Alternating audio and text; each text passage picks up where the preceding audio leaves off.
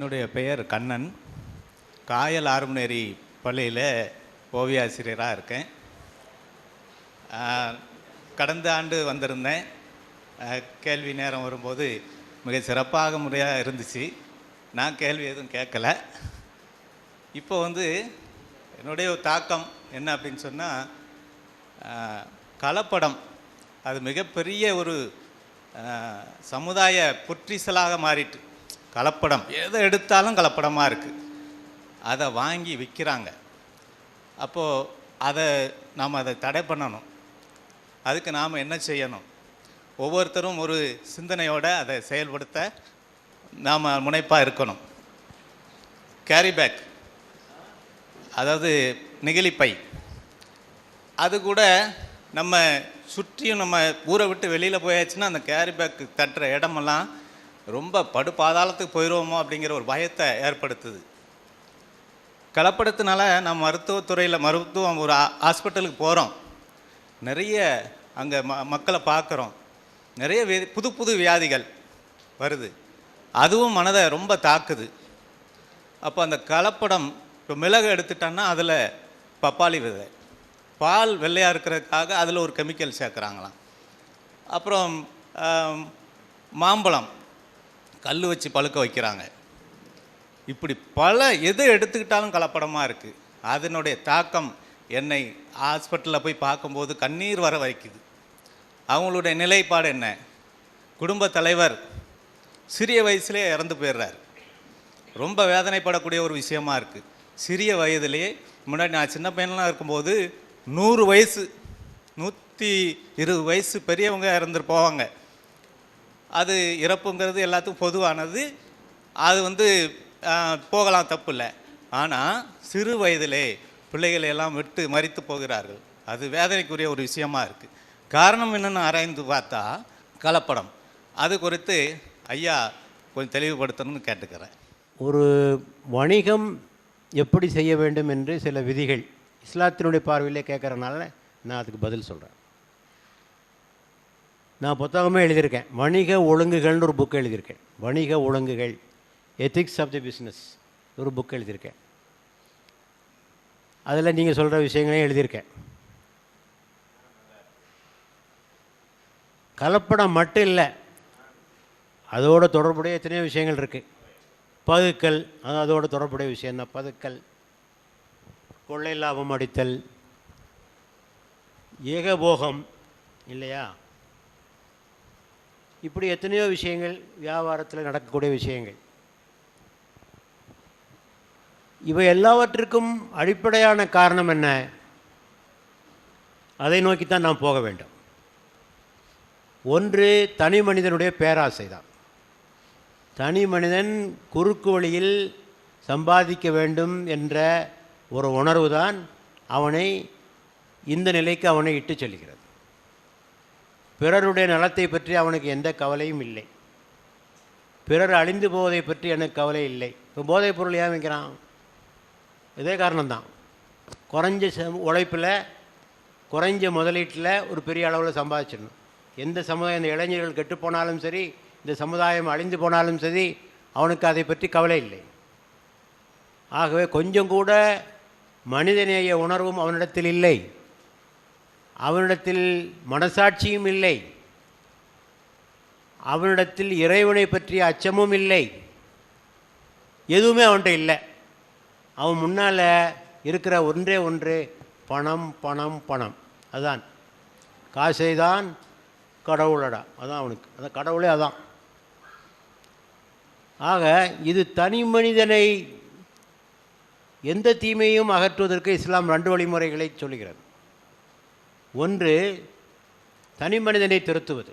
தனி மனிதனை திருத்துவது நாம் எல்லோரும் அடிக்கடி மேற்கோள் காட்டுகின்ற பட்டுக்கோட்டையாருடைய பாடல் அதான். திருடனாய் பார்த்து திருட்டாவிட்டால் திருட்டை ஒழிக்க முடியாது. கலப்படக்காரனால் பார்த்து திருந்தாவிட்டால் கலப்படத்தை ஒழிக்க முடியாது. கொள்ளைக்காரனாக பார்த்து திருந்தாவிட்டால் கொள்ளை அடிப்பதை திருத்த முடியாது இல்லையா? பாருங்கள், இப்போ செக்ஷுவல் வன்முறை ஒரு நாள் பாக்கி இருக்கா பேப்பரில்? தினம் தினம் வந்து கொண்டிருக்கிறது.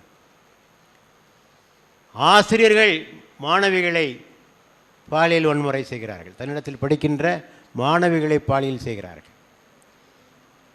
ஆக இதெல்லாம் பார்க்கும்போது தனி மனித சீர்திருத்தம் தான் மிக முக்கியமானது, தனி மனித ஒழுக்கம்.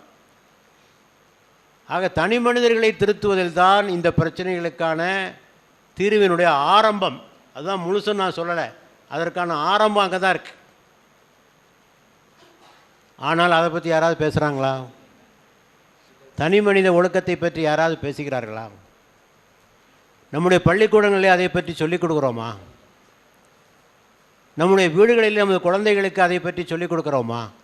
மதிப்பெண் மதிப்பெண் மதிப்பெண், நல்ல மார்க் வாங்க, அமெரிக்காவுக்கு போகலாம், துபாய்க்கு போகலாம், அங்கே போகலாம், இங்கே போகலாம். விழுமங்களை பற்றி சொல்வதே இல்லை, கற்றுக் கொடுப்பதும் இல்லை. பிறகு எப்படி வளரும் இந்த குழந்தைகள், எப்படி வளரும்? ஒரு சம்பவத்தை சொல்கிறேன். மலேசியாவில் நடந்த சம்பவம். ஒரு பையன் போதைப்பொருள் அருந்தினான், கடத்தினான், கடைசியாக பிடிபட்டான். நீதிமன்றத்தில் நிறுத்தினார்கள். மலேசிய சட்டப்படி மரண தண்டனை தான், கேபிட்டல் பனிஷ்மெண்ட். தீர்ப்பு வழங்கிட்டார் நீதிபதி. பெற்றோர்கள் அங்கே கதறி அழுகிறார்கள் கோர்ட்டில். அந்த பையன் சொன்னான், நல்லா அழுவுங்க அழுவுங்க, என்னை இந்த நிலைக்கு ஆளாக்கியதே நீங்கள் தான். என்னை கண்டித்தீர்களா? என்னை கண்காணித்தீர்களா?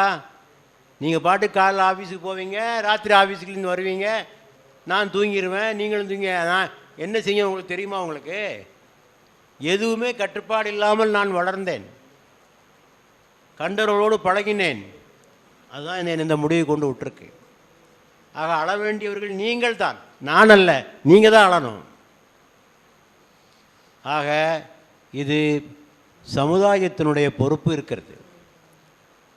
பெற்றோர்களுக்கு பொறுப்பு இருக்கிறது, ஆசிரியர்களுக்கு பொறுப்பு இருக்கிறது, பாடத்திட்டங்களை வகுக்கிறார்களே அவர்களுக்கு பொறுப்பு இருக்கிறது. இப்போ வந்திருக்க நியூ எஜுகேஷனல் பாலிசி, அதில் ஏதாவது இதுக்கு வழி இருக்கா? ஒன்றும் இருக்குல்ல, பெருசாக ஒன்றும் இல்லை. ஆக இதெல்லாம் நீங்கள் மாற்றாமல் எப்படி மாறும்னு நினைக்கிறீங்க? ஒன்றுமே நாங்கள் செய்ய மாட்டோம், ஆனால் எல்லாம் மாறிடணும். எப்படி மாறும்? மாறாது, மாறாது. ஆக இந்த தனிமனித ஒழுக்கம் என்பது மிக முக்கியமான ஒரு ஒன்று. அதற்கான பயிற்சிகள் வழங்கப்பட வேண்டும். இஸ்லாம் அதிலே கவனம் செலுத்துகிறது. யார் தனது உள்ளத்தை தூய்மைப்படுத்தினானோ அவன் வெற்றி அடைந்து விட்டான். கது அஃப்லஹ மன் தஸக்கா. இப்போ வள்ளுவன் அதனை சொல்கிறாரு, மனத்துக்கண் மாசிலனாதல் அனைத்து அரண் ஆகுல நீர பெற. மனசு தூய்மையாகும் சார். மனசை தூய்மைப்படுத்தாமல் சொசைட்டியை தூய்மைப்படுத்த முடியாது. ஆக அதற்கான ஏற்பாடுகளை செய்ய வேண்டும். ஆனால் இது பல பேருக்கு இது ஒரு கவர்ச்சிக்குரியதாகவே இல்லை. நம்ம என்னமோ கேள்வி கேட்குறோம், இவர் பாட்டுக்கு மனசு அது இது தூய்மை ஒழுக்கன்னு பேசுகிறாருன்னு. என்னை தொலைக்காட்சியில் பேச கூப்பிட்டான் ஒரு தடவை. என்ன சார் பேசுகிறீங்க தலைப்புன்னு கேட்டான் என்கிட்ட. நான் ஒழுக்கத்தை பற்றி பேசுகிறேன்னு. சார் வேறு தலைப்பு பேசுங்க சார், வேறு ஏதாவது பேசுங்க சார் அப்படின்னா. இப்படி தான் இருக்குது நாட்டு நிலைமை. ஆக முதலாவதாக தனி மனித சீர்திருத்தம், இது ஒரு பாவம். இன்னொரு எக்ஸாம்பிள் சொல்கிறேன். ரீடர்ஸ் டைஜஸ்டில் நான் படித்தது பல ஆண்டுகளுக்கு முன்னர். என்ன செஞ்சாங்க, ரீடர்ஸ் டைஜஸ்ட் பத்திரிகை சார்பில் ஒரு மணி பர்ஸில் கொஞ்சம் பணத்தை வச்சு தெருவில் போட்டு எத்தனை பேர் எடுக்கிறான், எத்தனை பேர் எடுக்காமல் போகிறான் இப்படின்னு ஒரு கண்காணிப்பு. பணத்தை எடுத்து போயிடுவான், திருப்பி பணத்தை வச்சு திருப்பி போடுறது. யாரெல்லாம் அந்த பணத்தை எடுக்கலையோ அவங்களெல்லாம் கூப்பிட்டு கேட்டான், நம்ம பணத்தை பார்த்தா இல்லைப்பா, ஏன்ப்பா எடுக்கலை? அவன் எல்லாரும் சொன்னான், எங்கள் அம்மா எனக்கு சொல்லி கொடுத்துருக்காங்க, அடுத்தவன் பணத்துக்கு ஆசைப்படாத. அதுதான் என் மனசில் இருக்குது. ஆக சின்ன வயசுலேருந்தே அதற்கான பயிற்சிகளை வழங்குவது, அதை செய்ய தவறியிருக்கோம். இது நான் சொல்வது உடனடியாக தீர்வை தந்துவிடும் என நான் சொல்லவில்லை. இதுதான் நீண்டகால தீர்வு. ரெண்டாவது, சமூகத்தை திருத்துவது. எந்த தீர்மைக்கும் நீங்கள் சொல்கின்ற கலப்படம் மட்டுமல்ல, எல்லா விஷயங்களும் சமுதாயத்தில் அந்த குற்றவாளிகளை கண்டுபிடிப்பதற்கும் அவர்களுக்கு தண்டனை கொடுப்பதற்கும் சட்டங்கள் விரைந்து வேலை செய்ய வேண்டும். நபிகள் நாயகம் போகிறாங்க மார்க்கெட்டில், ஒரு கோதுமை குவியல் இருக்குது, மேலே பார்த்தா காஞ்ச கோதுமை இருக்குது. நபிகள் நாயகம் ஒரு ஆட்சியாளர், ஞாபகத்தில் வச்சுக்கிடுங்க. அவர் ஒரு ruler, not only spiritual leader, அவர் ஒரு ரூலர். நபிகள் நாயகம் அந்த கோதுமை குவியலுக்குள் கையை விட்டார், உள்ள கையை விட்டார். உள்ளே போனால் ஈர கோதுமை இருக்குது, கை பூரா ஈரமாயிடுச்சு. ஏன்டா இப்படி பண்ணுற? என்ன செய்கிறான்? உள்ள ஈர கோதுமையை வச்சுட்டு மேலே மக்களை ஏமாத்துறதுக்கு காஞ்சி போன கோதுமையை வச்சுருக்கேன், ஏன் இப்படி பண்ணான்னு கேட்டார். அவன் சொன்னான், நேற்று பெஞ்ச மழையில் இப்படி ஆகிப்போச்சு அப்படின்னா. அப்போ ஒழுங்காக தெரியும்படியே வைப்பது தானே, ஈர கோதுமையும் இந்த கோதுமையும் தனியாக பிரித்து வைப்பது தானே, ஏன் மக்களை ஏமாற்றுகிறாய்? அப்போ ஆட்சியாளருடைய பொறுப்பு இது போன்ற குற்றவாளிகளை விரைந்து கண்டுபிடிப்பது, அதற்கான ரெய்டுகளை நடத்துவது, உடனடியாக விரைந்து கோர்ட்டிலே கொண்டு போய் தீர்ப்பு கொடுப்பது, உரிய தண்டனைகளை வழங்குவது. இப்படி செய்வதன் மூலமாகத்தான் நாம் இதை ஒழிக்க முடியும். ஆக உள்ளத்தையும் திருத்த வேண்டும், சமூகத்தையும் திருத்த வேண்டும்.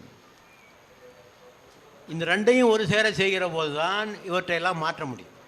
நீங்கள் கலப்படம் மட்டும் கேட்டிங்க, நான் எல்லாத்துக்கும் சேர்த்து சொல்கிறேன், பொதுவாக சொல்லுகிறேன். ஆனால் என்ன ஆகிறது? கோர்ட்டுக்கு போனாலும் வருஷக்கணக்கில் நடக்குது கேஸு. அவனு ஒரு திறமையான வக்கீலை வைத்துக் கொள்கிறான், அதுக்கு வாதாடுறதுக்கு இருக்கான் வக்கீல். ரூபாயை கொடுத்தா என்ன வேணாலும் பேசுவாங்க.